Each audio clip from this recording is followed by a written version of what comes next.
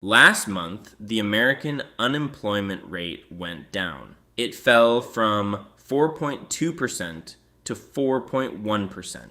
That same month, 264,000 people vanished from the labor force. Those two facts are not a coincidence. They're the same fact told twice. Here's what I mean. There is a number that Americans have been trained to trust more than almost any other economic figure. It leads the news. Presidents campaign on it. Your uncle quotes it at Thanksgiving.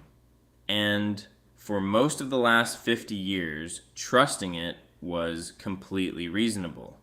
When the unemployment rate went down, more people were working. When it went up, fewer were. Simple, honest, reliable, that relationship just broke. And almost nobody told you. I'm Ben. I want to walk you through exactly how it broke. Because once you see the mechanism, you'll never read a jobs headline the same way again. Start with a definition most people have never actually looked at. To be counted as unemployed by the Bureau of Labor Statistics, you have to meet two conditions.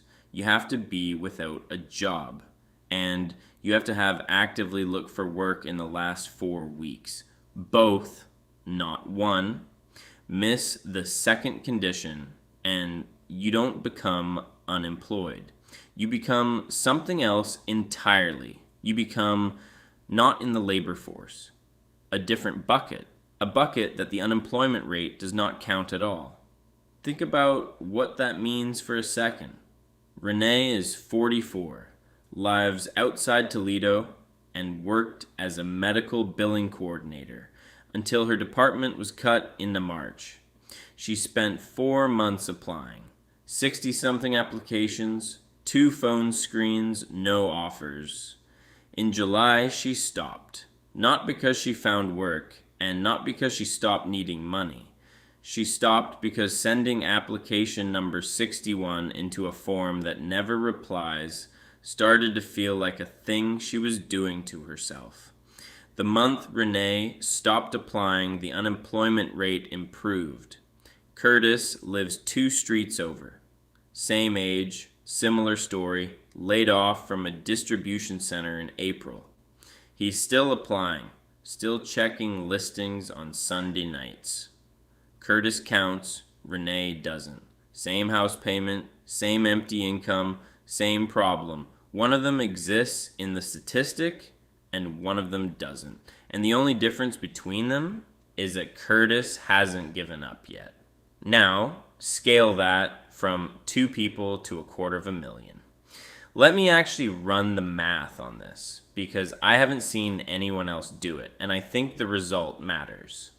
In July, the number of unemployed Americans fell by 178,000 down to 6.9 million. Sounds like good news. But payrolls didn't grow that month. Employers actually cut 23,000 jobs. So those 178,000 people did not walk into new positions. They walked out of the count.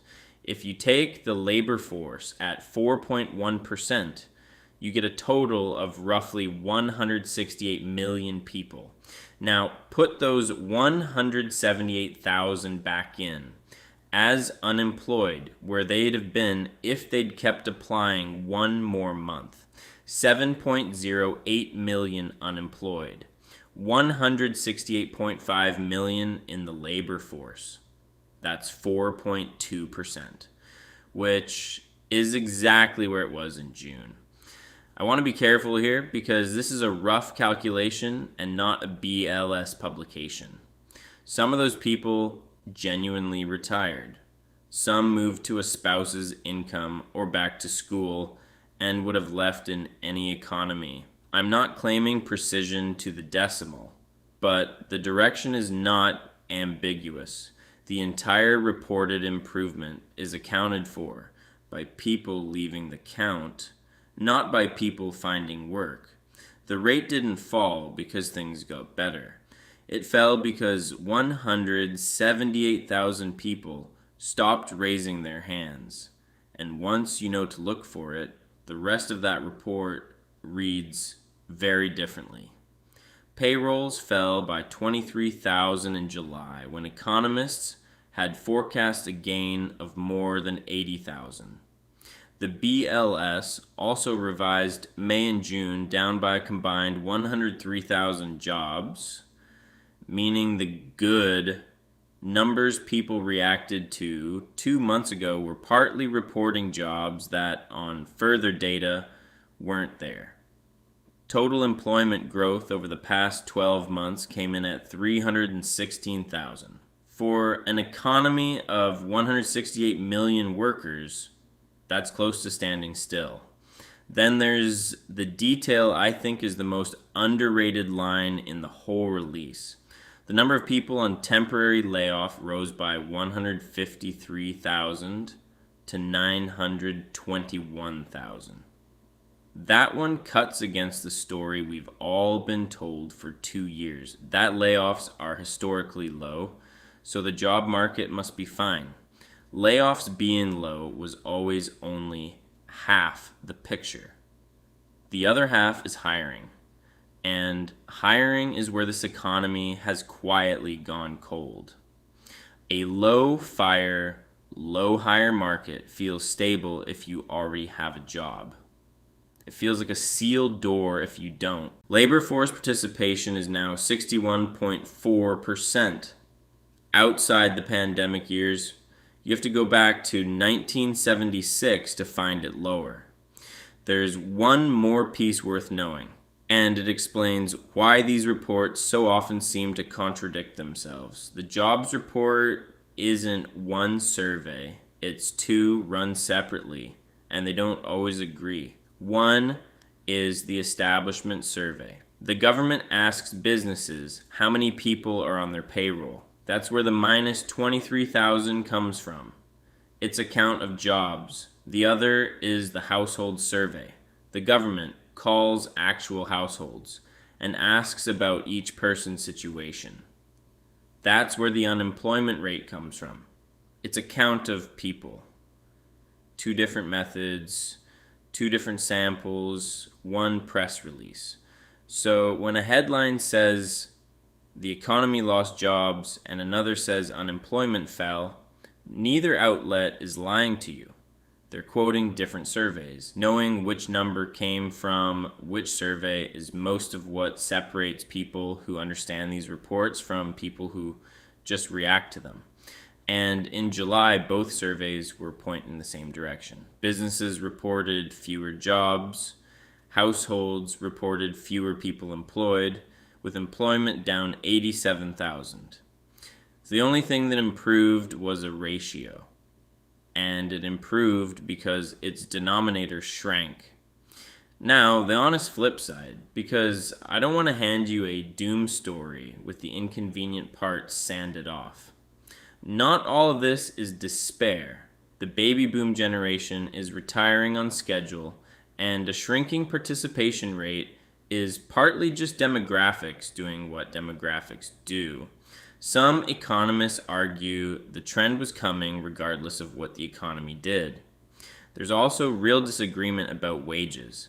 Average hourly earnings rose 3.2% over the year to $37.62, the slowest pace of 2026, while core inflation ran near 3.3% in June.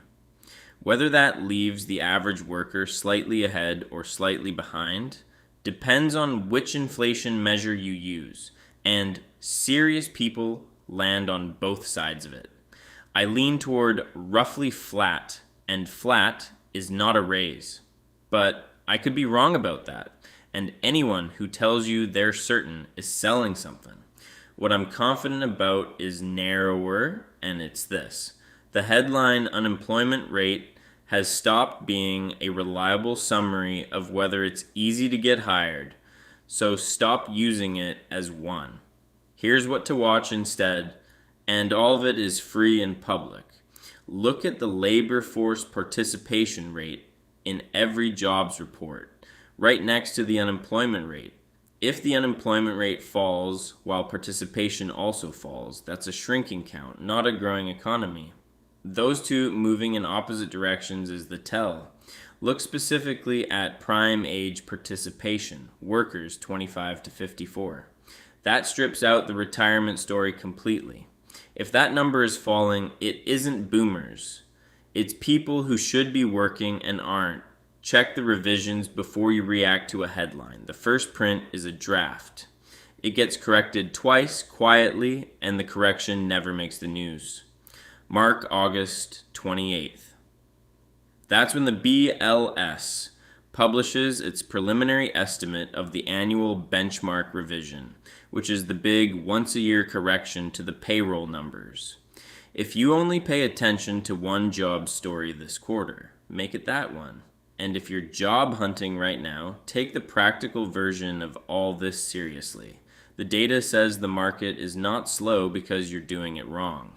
Temporary layoffs are climbing, hiring has stalled, and a quarter of everyone unemployed has been unemployed for more than 6 months. That's a market problem, not a personal failing.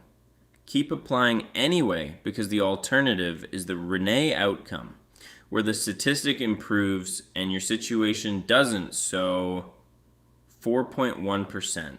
It's the lowest that number has been in a year, and it arrived in a month when the country lost jobs, wage growth hit its slowest pace of 2026, and 250,000 people walked away from looking. That's not a recovery. That's a measuring tape that stopped counting the part of the room it didn't like.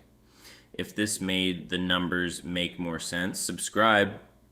This is the kind of thing I dig into here.